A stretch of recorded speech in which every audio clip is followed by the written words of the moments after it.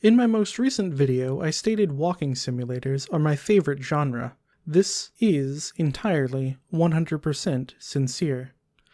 In my experience, no other genre is capable of broaching the density of narrative on display when the genre in question is composed almost entirely of exploration and narration. On occasion, RPGs come close, but even some of my favorite sections of these end up skewing fairly close to the walking simulator genre. Case in point, Vault 11 in Fallout New Vegas. But today's video isn't about championing the walking simulator. That's the focus of my career as a game developer. Instead, I wanted to cast light upon the suspected origins of this genre before they fade forever into the palmy grasp of the past. Game number 3 might even surprise you, but I digress. Let's begin, shall we?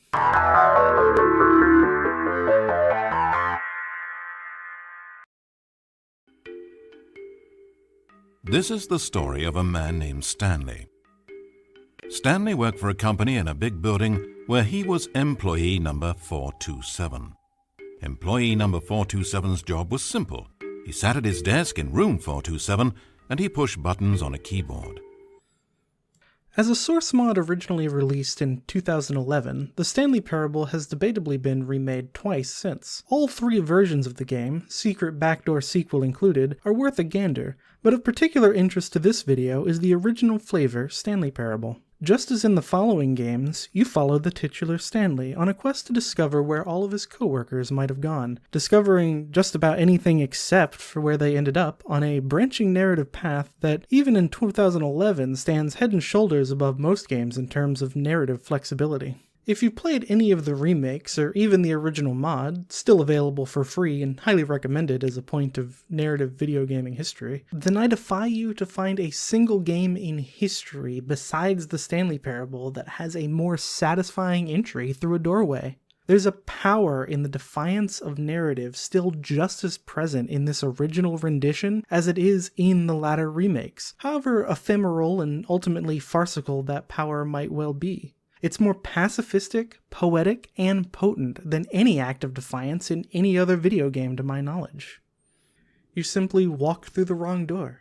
Just the concept of lending this much narrative weight to such an otherwise insignificant action lends prima facie justification to the genre of walking simulators as a whole. There are scores of video games where dozens, hundreds, even millions of lives are on the line, where your choices and actions seem to matter not even a tenth as much as this simple deviation from one direction or another. I'm not suggesting the Stanley Parable invented branching narrative paths, but it sure provided commentary on it, commentary that's present from the very beginning of the game, and I don't think games have been the same since. I still fondly recall the tingle of serotonin coursing through my brain the first time I played this mod. It had a lasting impact on me in a way that few games do, much less mods. The concept alone that following the narrator's every instruction ostensibly leads to the most freeing ending of them all is worth the price of admission. And once again, the price of admission for this mod version of the game is free. Worth it for certain if you have any interest in the genre and want to go back and see its roots. But listen to me. This story is not over. You can still save these 2. You can stop the program before they both fail. Push escape and press quit. There's no other way to beat this game.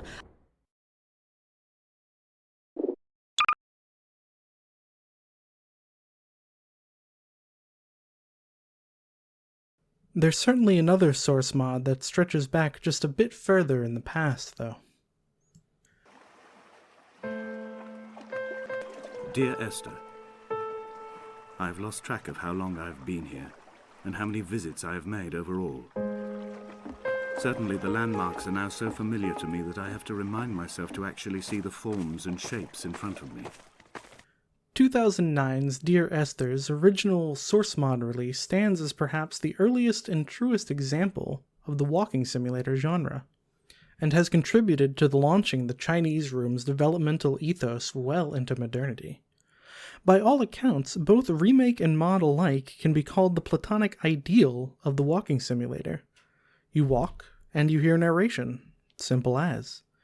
Dear Esther is a jaunt through a prose poem, a laborious and dreary exploration of a soul languishing in a metaphor for the afterlife in the shape of an island a full year before Lost came to a conclusion. He killed his wife Esther in a car accident, and he's still hurting over it. It's not so much complex as it is politically charged. I was fortunate enough to be one of the ones who played this mod during more formative years, so I have been granted the cognitive ability to cut this game the amount of slack I believe it is owed. Sure, unlike the Stanley Parable, Dear Esther is a wholly somber affair. I would not describe Dear Esther as fun the same way I would not describe Synecdoche or Hamlet as fun. What I would describe Dear Esther as is melancholic. And sure, melancholy kind of sucks. But I think maybe there's room for a game that makes you sad on purpose rather than just setting that as your default status for the rest of your life. This original version of Dear Esther makes for a powerful curiosity, an originating flashpoint from which dozens of games would inevitably spin off and become far more well-known and well-liked, while at the same time deriving a comedic amount of ire from so-called gamers bitterly embroiling themselves in the semantic arguments over what makes a game a game. I think I'll save this argument for another video, though, if only for the views and engagement. I have burnt my belongings, my books, this death certificate. Mine will be written all across this island. Who was Jakobsen? Who remembers him? Donnelly has written of him, but who was Donnelly? Who remembers him? I have painted, carved, hewn, scored into this space all that I could draw from him. There will be another to these shores to remember me. I will rise from the ocean like an island without bottom, come together like a stone, become an aerial, a beacon, that they will not forget you. We have always been drawn here. One day the gulls will return and nest in our bones and our history. I will look to my left and see Esther Donnelly flying beside me. I will look to my right and see Paul Jakobsen flying beside me. They will leave white lines carved into the air to reach the mainland, where help will be sent.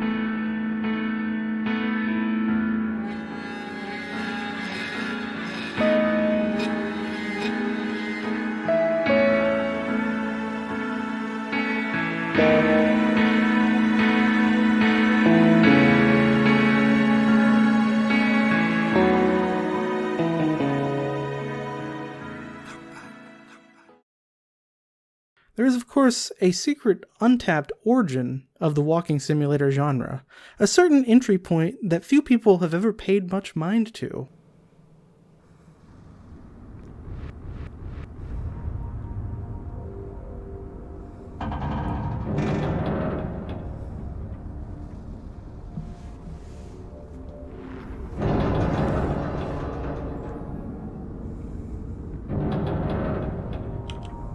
Welcome to Half-Life 2, Episode 2.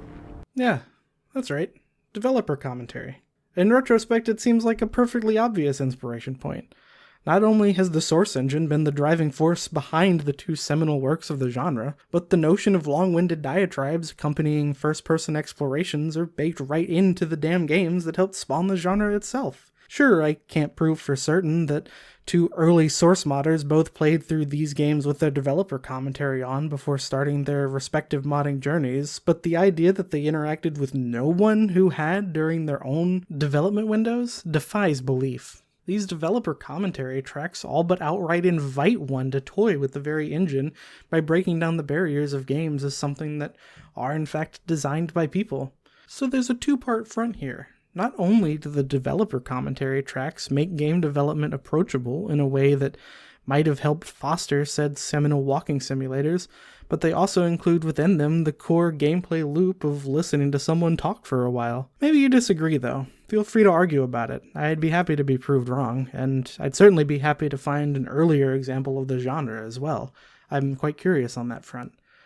As an aside though, why isn't this developer commentary feature in more games? Seriously, this feature slaps and is quite possibly directly contributed to the foundation of one of my favorite game genres of all time. Why isn't it more common? Alright, I know what I'll do. Since we're about to roll the Skagugly trailer for this one, I'll say if this video gets like 2 likes, I'll make a version of Skagugly with a developer commentary. That should be fun. Anyway,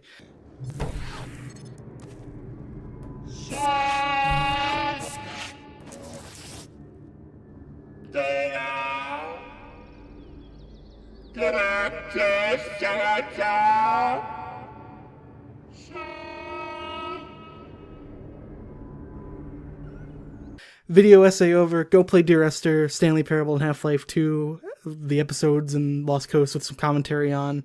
Also, maybe consider playing some of my works. In fact, here's a trailer right.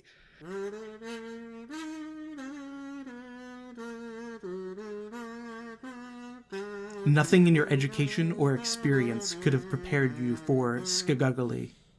Skagugly is a video game by Malik outside of the tradition of criticism and review.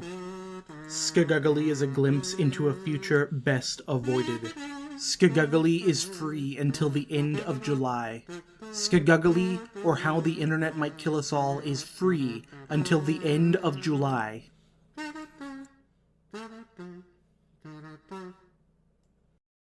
Of course, the base game is actually free until the end of July, meaning like the month itself. Once the concept of July dies, then the game will be adjusted for inflation at $1.55. If you'd like to support me by other means, besides subscribing or thumbs upping or downing or in any way interacting with my work to get Google to appreciate it and share it, that'd be sick. I'd be more than grateful if you would check out my Patreon. I make games like Skagugly and Bean Game and would appreciate your financial support in making future games as well. I've got Easter egg rooms I can make for you. I can add little Easter eggs. I can add a whole alternate endings to my games if you're a high enough contributor and you know you're getting in that credits room. And then if you go top tier, I'll make a game for you once a month, every month. It's a steal. Hit me up. Help me survive the winter, gamers. Anyway, Malik out. I sometimes feel as if I've given birth to this island. Somewhere What? between the longest